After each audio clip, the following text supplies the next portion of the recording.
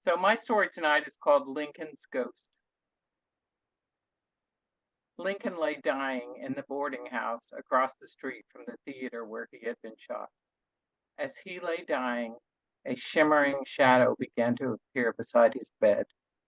Over the minutes, the shadow became more and more material until April the 15th, Saturday, 1865, Lincoln died, and Lincoln's ghost, his wraith, fully materialized at the bedside. If we could have seen him, we would have recognized the ghost immediately with his stovepipe hat and his tall, lean figure and his weathered face. But of course, the living cannot see the spirits of the dead. The president's body lay in state for 2 days in the Capitol, with 4 of Lincoln's warriors armed guarding the casket and the wraith standing beside watching the people as it passed. The people mourned, some crying, some praying, most silent. When the funeral procession left the Capitol building on the way to the railway train to the presidential car to carry Lincoln back to Illinois, the wraith climbed up on the on the hearse beside the driver as the 8 horses pulled the casket and the hearse through Washington, D.C. to the train station. The soldiers gripped the silver handles of the casket and carried it onto the train car and laid it beside the casket of Willie, Lincoln's son, who had died 3 years before of typhoid fever when he was only 11 years old. The presidential rail car had never been used. It was luxuriously decorated with crimson silk upholstery and walnut and oak finishings, but the ghost cared for none of that. The train pulled out of the depot for its long, solemn journey. 20 days, 1,700 miles, 400 towns and cities, and 30 million mourners before it reached its final destination on May the 3rd, 1865. Several thousand soldiers stood along the tracks at attention as the train began to pull out of the station, and the mourners uncovered their heads and stood silent, watching the train as it departed. The bells in the city and the churches all rang. As the train left, the next stop it made was in Baltimore, Maryland, only 4 hours away, where the casket was again removed and it was open for viewing for the people of Baltimore, and then loaded on the train to continue its journey. As the train passed into Pennsylvania, the wraith stood beside the soldier guarding his casket. "Good evening, Sergeant."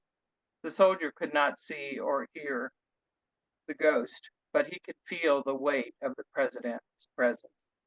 "I'm greatly saddened by the grief of all the people, but I know they don't just grieve for me. They grieve for the 600,000 soldiers who died in this great war on my order." Lincoln looked at his hands, at the red blood that dripped onto the floor and then slowly vanished back into the underground. The blood was mingled, North and South, free and slave, all red blood, all young men who had died before their time. Lincoln stood remembering Gettysburg.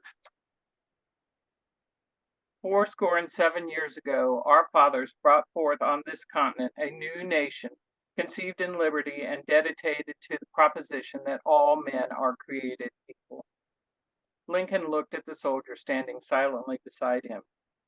"My warrior, it is you now, the living, who must carry on and be dedicated to the task we have begun, to resolve that the dead shall not have died in vain, and that this nation shall have a new chance at liberty, and that the government of the people, by the people, and for the people shall not perish from the world." Lincoln walked to the window and began to silently hum as he looked out. "I love both the North and the South, you know, and you must too."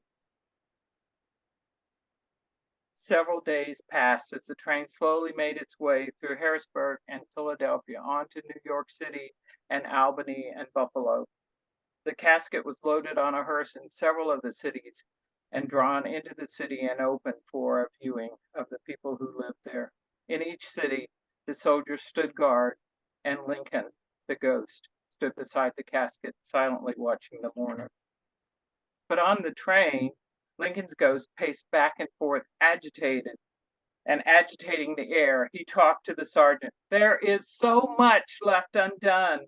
This country is still greatly divided, and I do not trust those who follow to continue what I have started. The ghost moaned, and the temperature in the train dropped. The sergeant blinked and looked around, not leaving his post, but greatly concerned. I feel the weight of unfinished business, and this great country, fragile and divided, left to the hands of others I do not trust. The train traveled on, the rhythmic rattle of the wheels droning as Lincoln looked out the window and stood watching all the mourners along the tracks as it passed through the small towns, the farms and fields in Ohio. The wraith again slowly turned to the sergeant, one of the faithful bodyguards always present with a casket. Thank you for bearing witness to my passing, he said. Death is a lonely master. There is so much left undone, Lincoln sighed. The people still broken, and anger and hate simmer just below the surface. There are many free in name only, and many more yet enslaved. This is the thing I want remembered, that with all my being, I long for freedom for everyone in our country. The train traveled on through the night, wrapped in the mourning of the nation. Inside, the wraith waited silently for his final rest, but not yet. Once again, the sergeants carried the casket and laid it on the dais in Chicago. 8 soldiers, 8 sergeants stood around the casket, and Lincoln's ghost stood within the soldiers by the casket, watching 150,000 people as they came and paid their tribute to the memory of Abraham Lincoln. After the funeral, as the train slowly pulled out of the station, the bells of the city tolled a solemn farewell.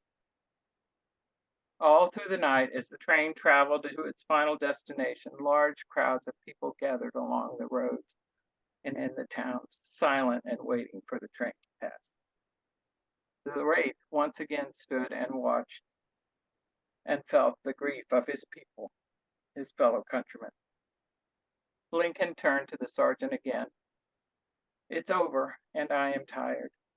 I do not know what comes next for you or me, but I know I pass beyond this earth and leave what must be done to others. The train came slowly into Springfield, Illinois, slowly through the masses of people gathered, and finally came to a stop. The stillness among all the people was painful, but the sobs of the people as the casket was unloaded was more painful yet.